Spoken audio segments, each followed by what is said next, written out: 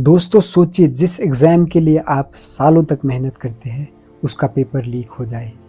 ज़रा सोचिए, एक पेपर लीक और लाखों सपनों का अंत।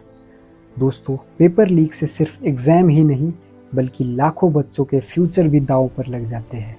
लेकिन क्या इस प्रॉब्लम से उभरा जा सकता है?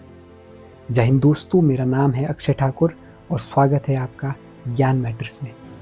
दोस्तों, आज हम एक बेहद गंभीर और चिंताजनक मुद्दे पर बात करने जा रहे हैं। पिछले कुछ सालों में भारत में एग्ज़ाम्स के पेपर लीक होने की घटनाएं तेज़ी से बढ़ रही हैं। ये घटनाएं सिर्फ स्टूडेंट्स के भविष्य के साथ खिलवाड़ नहीं करती बल्कि हमारे एजुकेशन सिस्टम पर भी गंभीर सवाल खड़े करती है।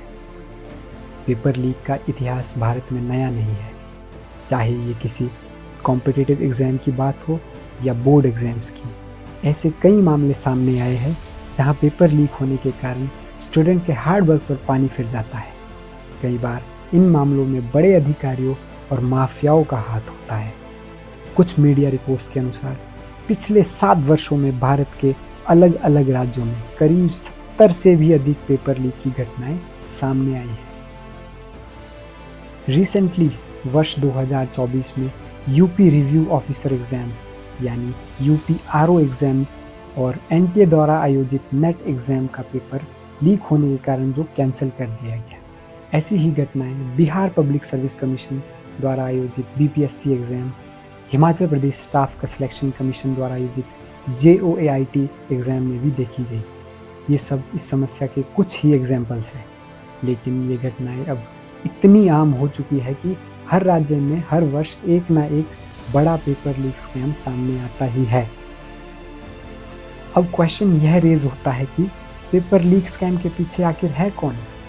ज़्यादातर मामलों में कुछ करप्ट ऑफिसर्स, माफियाज और यहाँ तक कि स्कूल्स और कॉलेजेस के कर्मचारी भी शामिल होते हैं। पेपर लीक होने का कारण स्टूडेंट्स पर बढ़ता दबाव, सिस्टम में करप्शन और डिसऑर्गेनाइज्ड एग्ज़ाम प्रोसेस भी है।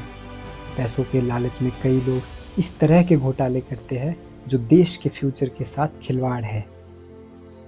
दोस्तों, Bharat is a country where 65% of the population is youth.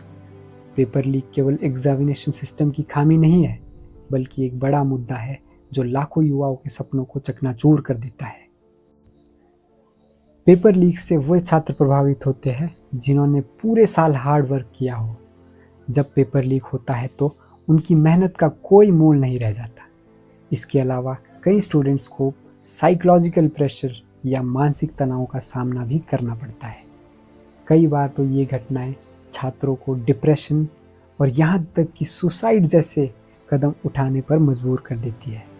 लेकिन इससे केवल छात्रों का फ्यूचर ही नहीं बल्कि देश के एजुकेशन सिस्टम पर भी बुरा असर पड़ता है।